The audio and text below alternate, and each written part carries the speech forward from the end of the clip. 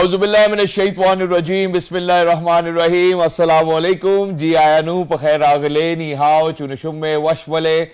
Ohaya Gonzaimas, Guten Morgen, Hola, Boyo, Privet, Kaifahal, Halishuma Chatore, Ahlan Wasalam Marhaba, Buna, Mucho, Gracias, Swabia, Balli Kereaya, Hosh Galden and Hamasai, Huyamora, Chivato, Chihaljot, Kalimera, Khairutan, and a very warm welcome to everybody who's tuned in to PTV World and are watching World this morning alongside my very well-learned colleague who happens to be Ms. Hajar Satti. I happen to be Shahzad Hassan Khan, and we hope and pray that everybody out there is doing wonderfully well and that you're ready to kickstart your day with us. But first things first, hello Hajar, Assalamu Alaikum. How are you feeling today? Walaikum Assalam. Thank you so much for introducing me. Jazakallah khair. I think the temperature is not attuned to the moderateness that we used to enjoy in Islamabad, because I think it's crossing more than 40 degree, right? 42 True. or 43 degree. And this is something that is very abnormal for us as the residents of Islamabad, particularly because Islamabad is known for its beauty, because of its proximity to Magala Hills, because of its proximity to the Rawal Lake here. And whenever we find the temperature is rising after 2 or 3 days, we would receive the rainfall. True. But because of these climatic changes, we find that these weather conditions have changed considerably, and we are not receiving the rain like we used to do back in our old childhood days. I hope and pray that we develop this ability to heal this planet Earth, because there is no realization at the topper level, at the upper level, because this requires a fight against the climate change and a cooperation by the entire humanity. And unless we all cooperate together, unless we all go together, we are not going to combat it. And having said so, Shahzad, so I'm pretty sure you have lots of memories. I grew up in Islamabad. I have lots of memories growing up in Islamabad, and we used to be attuned to lots of flora and fauna that used to reside here, but now almost it's all gone because of the rapid urbanization, because of the concrete jungles that have came up, the housing societies and whatnot. But then again, summers also calls for the tourism, right, Shahzad? So particularly when we talk about the tourism, what are the particular areas that you would like to visit? I think obviously, for everybody to kind of speak of it, earlier when I was a child, we would always, kind of fantasize going to Murree, Nathia Gali and Aptabad and all of these places. But now, when you start to grow up and you explore more, the northern side of Pakistan, ladies and gentlemen, is more than a heaven. Probably not less than heaven, though I cannot say more than heaven, unfortunately. But ladies and gentlemen, I think going to GB, Gilgit-Baltistan, going to Hunza, going to go and kind of see Altit Fort and Baltit Fort, and that too where, the temperature somewhat around 8 and 10 degrees. I think it feels like very amazing as well. But while we're at it, I think, and while we speak of tourism, Haja, there is one more thing which I think I would want to kind of reiterate over here, or probably share with our audiences, and that is that imagine this scorching sun these days actually tells us that the mangoes are going to be really yummy as well. And for us as Pakistanis, we kind of get the best mangoes over here. We export it to the rest of the world as well, which is why on this occasion I would want you to kind of list a few different types of mangoes. Let's see how many you can recall. You want me to name the kinds of the mangoes? Okay. Types, Okay. It's Sindri, it's Langra, it's Chonsa, it's Anwar Rator, and then there's another new species which is introduced, which is very expensive, Miyawaki mango, something like that, which is orange in Kala color. Chonsa. Yes. Is there any Kala Chonsa? Yes, there's Kala Chonsa. Tell me more. Huh? Malta? Malda. Okay, there's Malda as well. There's Malda as well, and there's Fair Chonsa. And imagine, ladies and gentlemen, that I've already started to text my friends, who kind of do this. But I think the best among is the Chonsa, because it's very sweet, it's very large inside. No, it's very large inside. The Chonsa is the small one, which we can eat with our mouth only as well. That's Anwar Rator. Oh, that's Anwar Rator. Okay, so whatever it is, ladies and gentlemen, See, I have a precedence here. The mangoes are really amazing over here for everybody who's out there. Please make sure that you get in touch with all of your friends, who kind of are into the mango business, so that they could send you, a lot of mangoes. Or you can buy it, right? Why do you always talk of getting in touch with the friends and getting things for free? You can also buy it from the street hawkers, the vendors, and that's true. But because you have a lot of friends who can actually do that, I think why not? Tell them to send them straight from their farm to your place as well. But while we're at it, and while you spoke about, how our planet is actually kind of kind of responding to the kind of activities that humans have undertaken, and obviously it's getting warmer, it's getting hotter as well. Even though, when it was cold, during I think 12th or 13th of May, till 12th or 13th of May, the weather looked fine, and all of a sudden there was a sudden shift. Even for us, people who've lived in Islamabad, it was a surprise, it was a shock for us that, okay, it was supposed to be summers and it's not. Ladies and gentlemen, I think that, for all of those, global leadership needs to come together, number one. Number two, there needs to be more awareness. Number 3, there needs to be education about this very subject as well. And while we speak of education, I think that there are a lot of facets that we need to discuss. But while we are at it, there's one thing that we would love to appreciate over here, because I still remember, because there was a branch at F10, I think, back then, and there was a Pak-Turk school, and whenever I would come across students from Pak-Turk school, you know, the way they would speak, the way they would say things, and then the way their awareness was, it was phenomenal. And I always used to think, like, okay, why does it, you know, why the name is Pak-Turk school? And then today, ladies and gentlemen, that's something which we are actually I think we also love their uniform, because they're wearing t-shirts and it's very easy, it's very adaptive to the summer environment that is here, right? Exactly. And you know, it was always, I always used to get more interested in, okay, you know, why is there Pak and then there's Turk as well? So ladies and gentlemen, you know, it was quite a while where after I realized that it's a collaboration of the Turkish government and Pakistani government, and they're making sure that they're going to provide quality education to students over here in Pakistan. Imagine with 28 campuses built all over Pakistan, may it be Sakkar, may it be Hyderabad, may it be Lahore, may it be Islamabad, the students have been doing a phenomenal job. The people who are behind it, we will be in conversation with them today, and why are they doing it, what's the sole purpose, is something which the question will be. We're very lucky that we've actually been joined with somebody who happens to be the country director, Turkish Marif Foundation, Pak-Turk Marif International Schools and Colleges. He happens to be Mr. Harun Kuchak Aladali. Hello, assalamu alaikum, good morning, how are you? Wa alaikum salam. Alhamdulillah, how are you? Absolutely perfect, and thank you so much, sir, for joining us. It's wonderful to have you over here. And first things first, the first question is, why do you think that the Turkish government is doing it, and why do you think that they're providing quality education over here in Pakistan? Yes, thank you very much Thank you so much for having me and giving this opportunity. TMF is, as you said, the Turkish state entity, and TMF has the operations in not only in Pakistan, all across the world. More than 50 countries, we have the activities, educational activity. We have schools, more than 50 countries, all across the globe. But Pakistan has its own exceptions on the eyes of Turkish people, and on the Turkish government. And vis-a-vis as well. Yes, yes. So the largest operation of TMF all across the world is in Pakistan. So number one, as per TMF's policy, Turkish government's educational diplomacy, Pakistan is number one. Right. So we have the largest, TMF's largest operation is in Pakistan. TMF is umbrella organization. The brand is Pak-Turk Marif International Schools and Colleges, as you mentioned. Why it is Pak and Turk? It is representing two great nations. And our motto is 2 nations, 1 future. Wow. And that's wonderful, and thank you so much for saying that. And if we see in our own Islamic traditions, and if we analyze the Hadith literature, you will find that it is incumbent upon every Muslim to acquire education, even if you have to go to China, right? And there's a reason, there is a wisdom behind that, and we've seen that TMF is persistently engaged in the activities that want to spread education, and they're not just limited to the core of the country, like in big cities, Islamabad, Karachi, Lahore. It is extending to underprivileged areas, or I mean the fringes of the country, like Jamshoro and from the Waziristan, right? So particularly when we talk about Waziristan and the initiatives, why particularly that area? I mean, if you talk about underprivileged areas, there are lots of other peripheries of the countries. So please go ahead and explain. Yes. Let me give you a little more information about the other STIS activities. As you mentioned, for example, Jamshora, Khairpur. Right. We have campuses over there, and also Quetta, Peshawar, Hyderabad, Karachi, Lahore, Multan. Just recently we launched our new purpose-built $1 million investment in Multan. Inshallah, we will start education in August over there.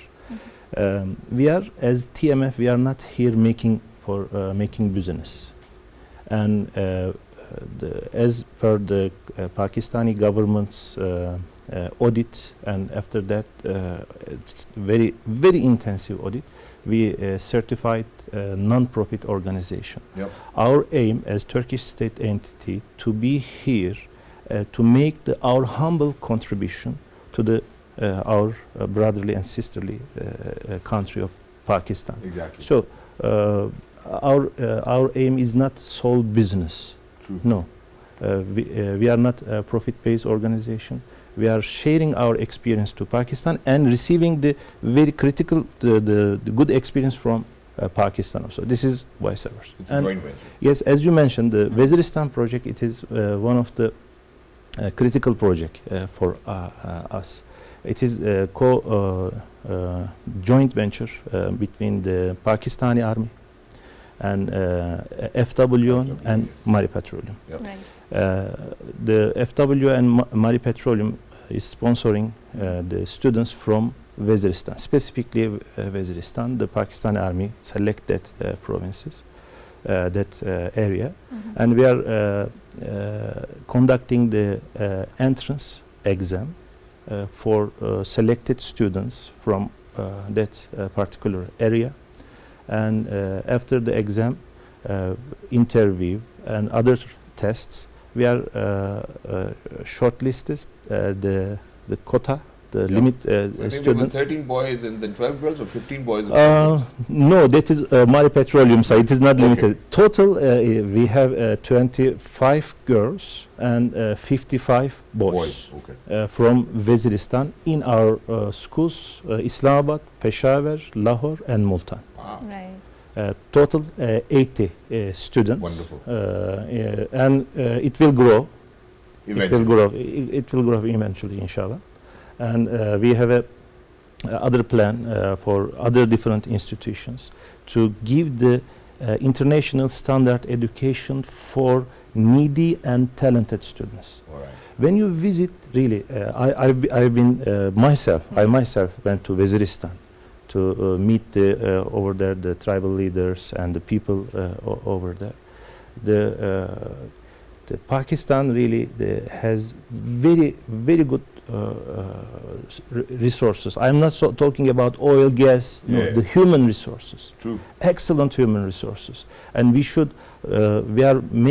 are trying to make our humble contribution to flourish that resources. And thank you so much for saying that. You know, there's a reason, because me and Hajar lately, we've been saying that on our program as well, that one of the human resource which can capitalize on its own is the human resource that we have got over here. And alhamdulillah, that's amazing. But sir, in addition to this, you know, I think that the question would always be like, why do you think Turkey is doing that? You know, Yes. you know, yes. what's the purpose Yeah, behind it? And, that is- you know, how do you think that the two nations come together on one page? Yes, yes. If I ask you what is the relation between Turkey and Pakistan, everyone, no exception, everyone say, oh, very good relation, True. excellent relation. Brothers We and have sisters. trouble, and we have several examples from the past and now. True. But when coming to the reality, the real reality ground, there are some the problems. Okay. Alhamdulillah, we don't have any political problems. Right. We have excellent relation from the nation to nation, to politics, government to government. But when you look to People. trade, the economy, Yeah. unfortunately, it is not up to the mark. Oh, true. True. It is not up to True. the mark. It is not desired level. It is True. not on desired level. And not only economy, all the interaction, the other collaboration. Just recently, the defense industry is growing. The other sectors also, it needs to be grown. This is the level, the cooperation, the collaboration level between Turkey and Pakistan. It is not the desired level. Okay. We have very huge potential. Maybe 10% of that potential we are using. True. And our aim is to make our contribution to increase this, to potential. use, yes, Yeah. this, to use this potential through education. Wonderful.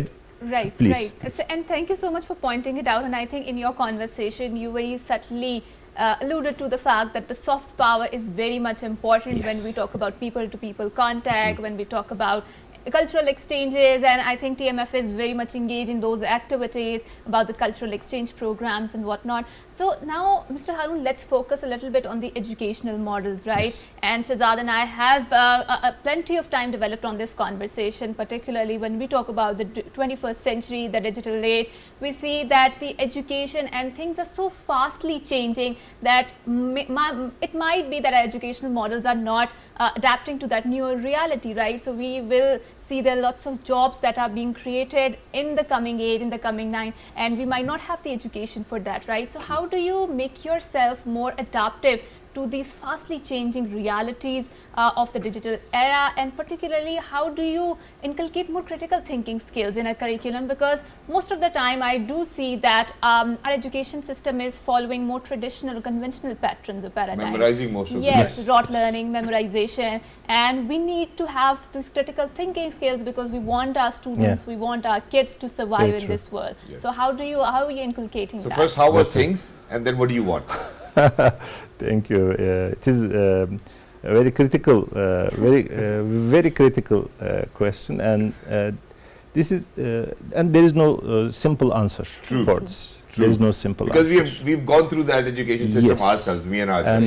Yes. if you look to Pakistan, very huge country, and you cannot answer all this question, these challenges, True. very simple answer, or there is no very simple solution. True. Education, yes, as you mentioned, the world is growing, the improving, developing, newly we are 2 years ago there is no chat GPT. Now the chat GPT, the AI is one of the main phenomenon in our life, and it is growing. True. So we should adopt Turkey, Pakistan. We should adopt ourselves to these developments, and it is through education. And we should adopt and we should adjust ourselves to the rest of the world. True.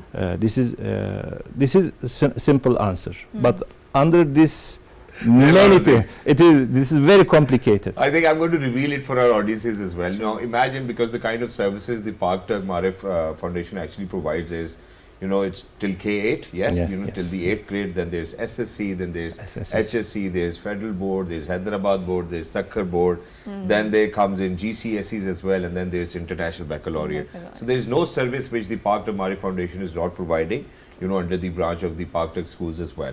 Now, when it comes down to this debate, now what happens is that with GCSEs and International Baccalaureate, we might be able to understand that it's more of critical thinking. It's the SSC and the HSC which we would certainly want to target over here. And how do you think things are when we speak about the educational model in Turkey? Do you think that it's more about critical thinking, it's more about applied knowledge, think it's more about what the student thinks, whether the basic foundation is like apt or not? Yeah, please go ahead. I think it'll make it simpler for you. Yes, this is in Turkey. Let me give you the recent the initiative of in Turkey. This is not only the challenge of Pakistan, in Turkey also. In Turkey also we have this curriculum issue is one of the main challenge of Turkey. Yes. Not now, several years. And this Newly, curriculum. the Turkish Ministry of Education introduced new curriculum. In Turkey, we have different system compared to Pakistan. Okay. Pakistan's system is more international. Okay. There is no single curriculum up to the eighth grade, but in Turkey there is single national curriculum All over Turkey. all over Turkey, and everyone, the private schools, whatever, who, it doesn't matter. You have to follow that curriculum. Okay. And the Ministry of Education of Turkey recently update the national curriculum.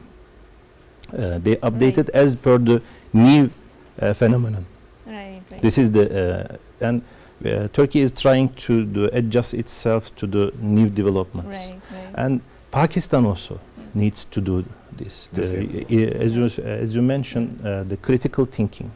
This is the main we should give to our generation. True. These skills we should give to our generation, because otherwise the future will be more tough than now. So don't you think that it gives us fair space to do it till the 8th grade? And do you think that you've tried it over here as well, and whether there were results of it or not? Yes, somehow yes. Somehow, Somehow yes. But I think from my perspective, maybe I have experience from Turkey. I am thinking from that point. There should be single national curriculum in Pakistan. And I think our state is striving for that, and it might take some time to adapt to that, because obviously big changes requires more time to adjust, and we hope and pray that we are able to achieve that, because in lots of countries we see that there is a single national curriculum, and a government is also striving for that. So Mr. Harun, now let's focus on the teacher-centric model versus more student-centric model, right? So in more conventional paradigm, I think Shahzad and I have been through this process where we believe the teacher was the sole authority, a more figurative authority, and whatever he or she is saying, you know, we have to follow and abide by that, right? But now kids are different. They are questioning. There's lots of awareness. There's overexposure of the information coming from that. And I think whenever we used to question, so we would get this answer that you do not have to question the elders because it goes against the notion of the honor, right? You're somehow challenging the honor. But now the value system is changing, morals are changing, and obviously students have a vital stakeholders in that education system, and I think their voices also needs to be listened to when we talk about the education system. So in your particular school, what is the model? I mean, is it a teacher-centric learning model, or I mean, and do you want to adapt changes to that particular model where students are also given voice to particularly? So what is your take on that? Yes, this is one of the main challenge, and because of that, we should adjust ourselves, our curriculum to for the new generation. The new generation compare ourselves. If we go our childhood, we were not like the new generation. So we should adopt ourselves to new developments. Now in our schools, what we are doing, I cannot say, okay, this is teacher-centric education we are doing. Whatever teacher have authority, whatever a good teacher means good students, good generation. No. Or okay, this is only students oriented education we have. Whatever students is saying, no, it should be combined. Yes, it should be combined. The critical thinking and through the questioning and through the skills, improving the skills. Right. This is the main issue for the students, and teachers should be the good example for the students. True. This is teacher also needs to be adjust and adopt herself or himself to new developments. This is this is our main aim. And exactly, I think that's something which is required as well. That that both the stakeholders come together, do a combined effort and a concerted effort, and obviously the outcome is going to be really positive as well.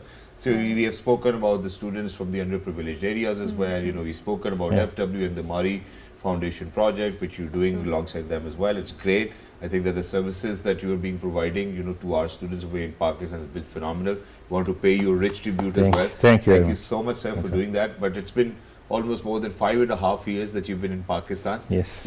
Why don't you share your experience of being in Pakistan? How's the food here? Yeah. Is it similar to Turkey? Kebabs? Can I be frank? Sure. Yes. Yeah. These 5.5 years, personally and professionally, the excellent time in my life. Alhamdulillah.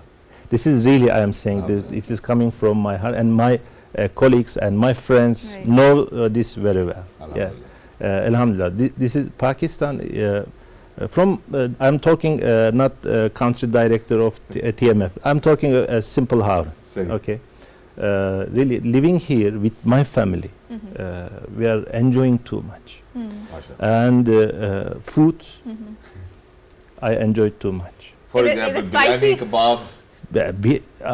Every week I have to eat at least one time biryani. Otherwise I cannot survive. And can you handle the spices? Yeah, spicy. Oh, really? And if you ask to my colleagues, I prefer more spicy than the Pakistani people. Wow. Oh, yes. I think that's wonderful. That's a quiet taste as well. The karahis, mutton and chicken karahis, really. Wow, that's wonderful. So I think it only leaves us with one question. In 5.5 years, how much of Urdu have you learned? Thoda.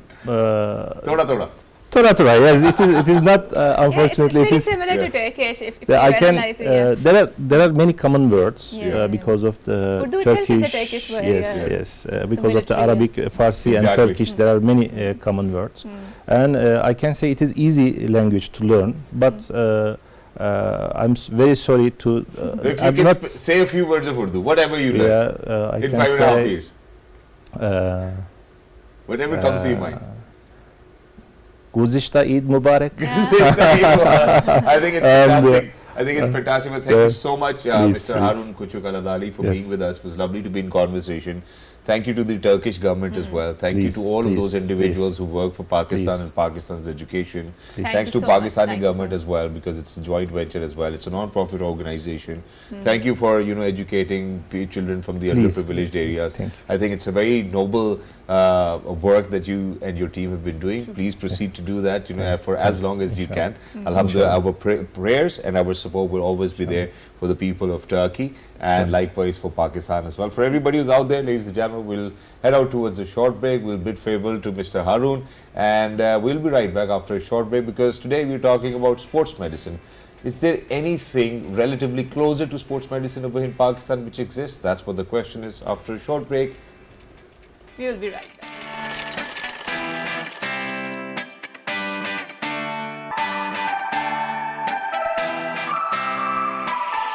Welcome back, and before going on to the break, Shahzad alluded to the sort of conversation that we are developing, and particularly I think Shahzad is excited for this conversation because there's a very personal touch to the conversation that we are going to develop, and we are going to talk about the physiotherapy particularly and what exactly does it entail. And since he is a sports person, so I think sports person, and every now and then they are usually facing the injuries. So what exactly does the physiotherapy mean? So it's more of a holistic approach that deals with the diagnosis, prevention and the cure and the management of the pain. But I think Shahzad has a story he wants to share. So Shahzad, why don't you exactly, go ahead? obviously, pretty much all of those people who are out there who've been watching me on television or have been following my journey, they do know for a fact that, that I went through a back surgery myself. Physiotherapy is there to kind of make sure that it heals you in a way or manages your pain in a way that you could avoid surgery. Now, the only problem back then, I think I was 22 or 23 years old when I got my surgery done.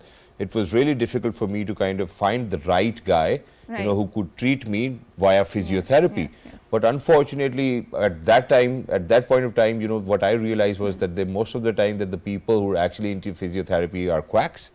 Certainly would not know what they really need to do, and it's more of a business.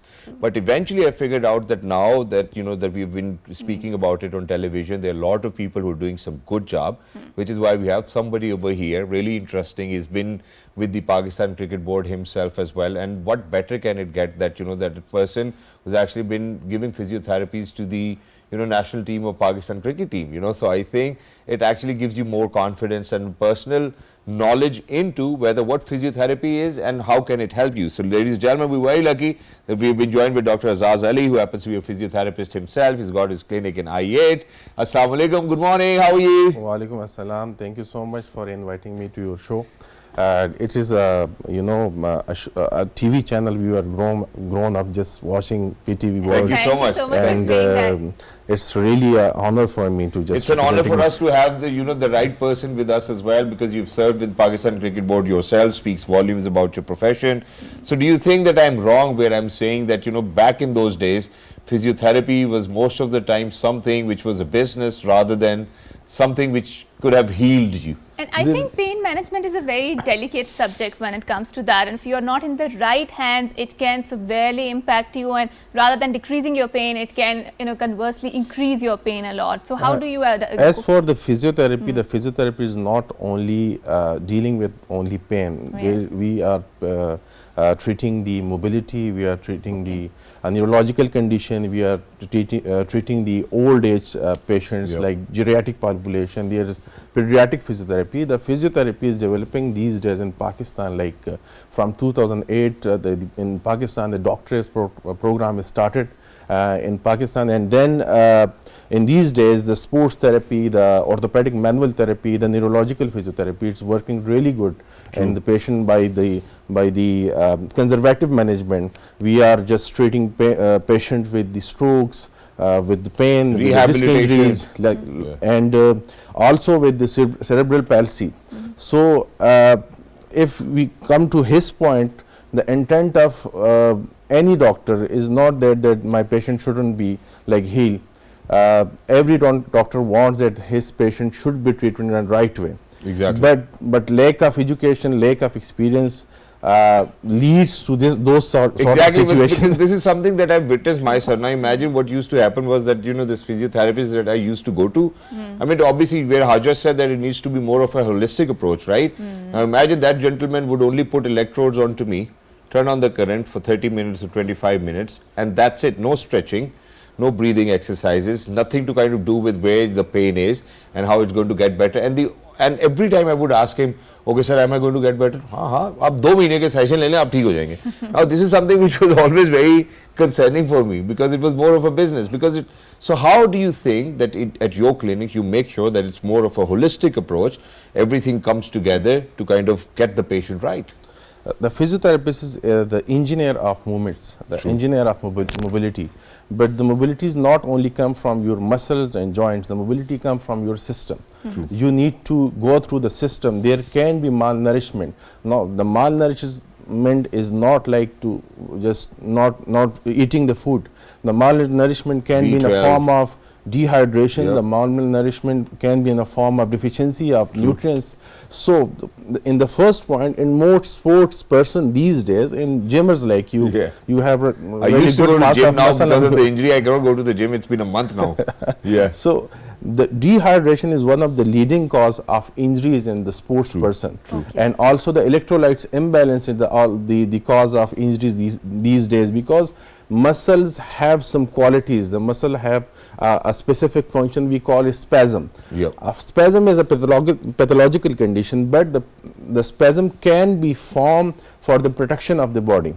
Just like if you have dehydration, you have electrolytes imbalance. Also, if you have a lack of flexibility in your muscles, so it can lead to injuries. That's like I'm telling you a very larger group of muscle in your body. We call it hamstrings in the legs. These hamstring muscles is leading you to the injuries, and these hamstring muscles is leading you to a healthy life. So a short or stiff hamstring muscle can lead to a surgical condition like yours. So at that time, if you are assisted by an expert physio, so you can avoid. But now you have done it, and you have another injury right now. I just saw in the morning. I think it's post-operation, but you know, after almost 15 years, you know, that I've gotten this injury as well. Unfortunately, that it got too serious, and certainly we'll look at it as well. You know, we'll make sure that you kind of give it a look as well. I mean, that's what we want, you know, everybody to pray for as well. But in addition to this, where you have actually spoken about hamstring, there was this one common problem which I've seen in Pakistan, that's it's sciatica, right? Yes. So when we speak of sciatica, I think majority of the population goes through that pain. May it be because they are obese, may it be because, you know, their work is such where they have to pick up heavy loads as well. How do you think that you treat sciatica, and do you think that you've had successful you know, people or patients who've actually recovered successfully? Do you think you can share an example, and how did you do that? Just like ma'am told me in the start of the segment, that the right diagnosis can lead to right treatment. First of all, the sciatica is misdiagnosed with other conditions. Like there is other condition which is piriformis syndrome, there is a localized muscular spasms, but whenever a person got pain in his lower back, he just every doctor tell them that this is sciatica. MRI कराओ, operation होगा. Yes, MRI is like agar let's just go for MRI. I'm a healthy person, I don't have any pain in my back. If I go for MRI, there will be a disc bulge L4, L5, L5S1, because it is a process of degeneration. It is a process of age-related changes. It will be there, It is a process with the spine is adjusting itself with position with the age. So the next thing is sciatica can be treated with physiotherapy, but not that much extensive physiotherapy, like you have to go for 2 or 3 months of physiotherapy. You need a proper guidance from your physiotherapist. Like the sciatica always caused by the lifting weights in your bending. And that's also the long sitting, and also the wrong posture during your sitting. So you can apply the reverse mechanism to those movements, and you can just heal the disc. But disc takes time, just like every tissue in your body during healing is take time. If you have broken bones, if you have a broken muscle, if you have a torn ligament, it's need time for the healing. So the disc, there is a natural phenomena of it, the natural phenomena of disc is it shrink itself after a few months. True. So you have to give time to the nature first. Exactly. And thank you so much for saying that, because I think this is for the people out there, and you very rightly said it, that people a lot of times are actually kind of prone to injuries because of dehydration as well, so you really need to keep yourself hydrated. More water will heal you. Shahzad, thank you so much for pointing it out, because certainly you also alluded to the conversation that we want to develop is that lower back pains, and which are very common nowadays, and it's not sciatica, and it's intersection with the sort of lifestyles that we have developed. So I mean, we're not moving that much, we are usually sitting, we usually go in the cars, and especially for the people who are working in the corporate sector, so they usually complain about the lower back pains because they're constantly sitting at one particular place, they're constantly working, and the working hours are very tough, right? So how can we treat this particular problem of the lower back pains, because they come in a multiple form, for example scoliosis, for example sciatica, and all of these problems, and they're becoming very chronic, and in very younger age we are seeing its emergence, right? There is always the cause of sciatica is muscular. If you have weak muscles of your core, of your abdomens, and if you have stiff muscles of your core and your abdomens, it can lead to sciatica, because the certain arch of your spine is maintained by the muscles. If a certain group of muscle is weak and another group of muscle, like we have muscles, the agonist muscle, the antagonist muscle, the synergist muscle. Sometimes the pain is not caused by the agonist muscle, it's caused by the antagonist muscle, but it's restricted your movement. If you have a continuous stress on a specific group of muscle, and at that stress causing scoliosis and also the disc compression and nerve compression in your spine, so it can lead to sciatica too.